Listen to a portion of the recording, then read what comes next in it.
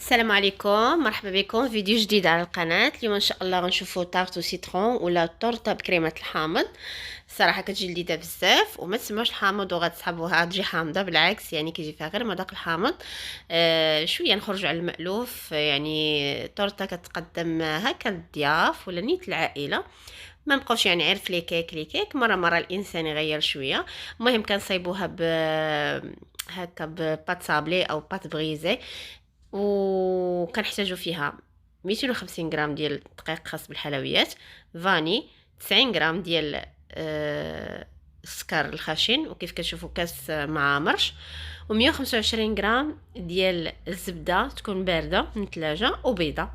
المهم كنديروا عمليه الترميل، كناخذوا غير الزبده والفاني والدقيق وكنبقاو هكا كنرملو فيها بهذه الطريقه هذه حتى كيتجانس مع بعضها. عاد من بعد كنزيدو البيضه وكنزيدو السكر وكنجمعوا العجينه ديالتنا وكنديروها ترتاح في الثلاجه لمده ساعه، ومن بعد عاد باش نخدموها.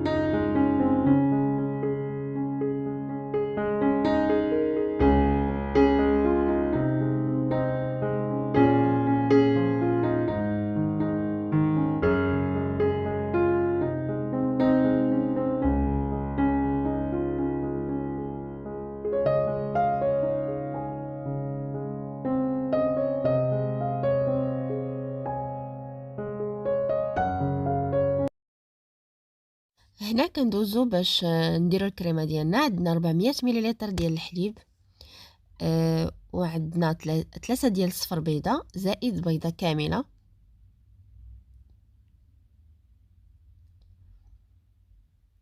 عندنا 90 غرام ديال السكر الخشن. على العموم كاع المقادير غتلقاوهم مضبوطين ومكتوبين في صندوق الوصف باش لا بغيتو تجربوا الوصفه بلا ما تعاودوا الفيديو من الاول. 2 معالق كبار عامرين ديال مايزينا، وإلا ما كانتش يعني نديرو الدقيق. وعندنا قشور حامضه.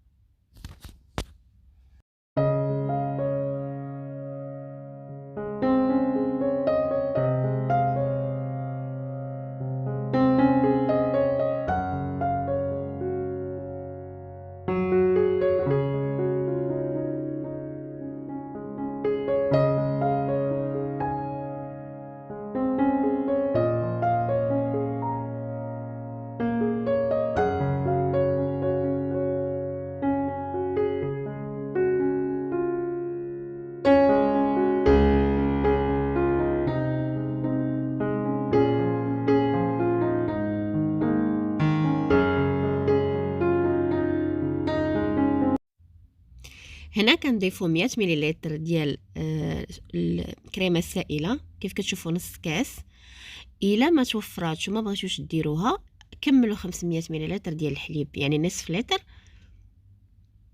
صافي. عندنا واحد 2 معالق ديال عصير الحامض، يعني غنخليهم من بعد حتى اخر حاجه غنديروها حتى توجد الكريمه باش تبقى محافظه لينا على هذيك النسمه ديال الحامض. هنا العجينه ديالتنا راها يعني دازت عليها ساعه. كنبسطوها وكنديروها في المول ديالنا. القطر ديالو 20 سنتيمتر في القطر. المهم كنبسطوها، واخا تقطع واخا يعني تشقق ماشي مشكل، راها كتسودا عادي كطيب، ما كيبقى يبان حتى شي حاجه. صافي المهم كنديروها في المول ديالنا وكندوزو للمرحله الاخرى.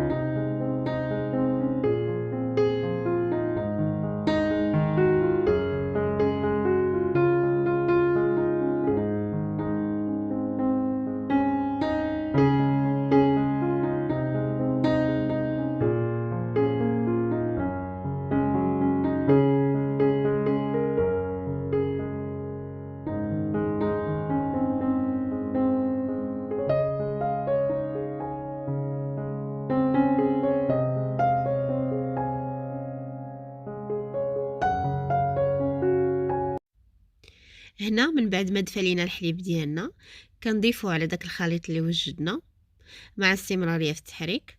ومني كنحركو البعض كنحركو الكل مع بعضو، كنعاودو نرجعوه لهاديك الكاسرونه هاديك وكنعاودو نديروه فوق النار حتى كتعقد لينا هاديك الكريمه بطبيعه الحال مع التحريك المستمر. ومني كتعقد لينا صافي كناخدوها هكا على جنب وكنزيدو داك عصير الحامض اللي خلينا ابار صافي، وكنعمرو لاطاغس ديالنا وكندخلوها الفران.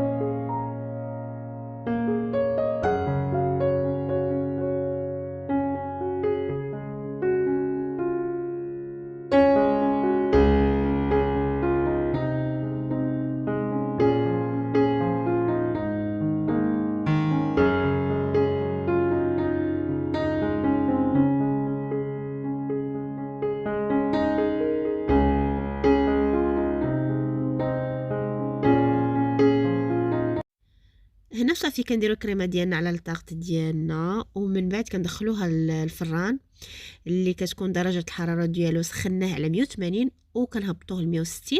كندخلوها ما بين 135 حتى 40 دقيقه حتى كتوجد لينا. المهم راه كتبان لينا بان لا طاغط راه تحمرات لينا من الجنيبات وهي الكريم كدير واحد البقع يعني ماغو، راه ماشي تحرقات ولكن نورمال حقاش الكريمه يعني سائله وفيها السكر، يعني هذاك السكر ديالنا كيطلع الفوق وكيتحرق لينا ماشي كيتحرق غير المهم كيعطي هذوك البقع صافي. هذاك الشيء علاش هي كتزوق غير بالسكر ثقيل، يعني ما عندهاش شي ديكور اخر.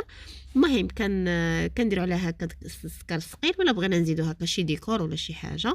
هي من المستحسن انك تصايبوها الصباح وتاكلوها حتى العشيه هكا، اولا تصوبيها اليوم وتكلت الغدا كتبقى يومين حتى ل3 ايام يعني ما حدها غدا وكتزيان. انا صراحه ما صبرتش عليها دغيا قطعتها يعني باقا دافيه شويه باقا ما برداتش، غير بغيت نوريكم يعني كيفاش بان هاد الباط بغيزي كيفاش طابت كيفاش دايره من التحت وتا واخا هكا تكال راه كتجي زوينه. هي غير من المستحسن انها تبرد، الا بردات كتجي يعني بحال الفلون كتجي شاده في راسها مزيان. وهذا هو الاخر ديال الفيديو ديالنا، كنتمنى يعجبكم. شكرا على المتابعه، الى الفيديو القادم ان شاء الله.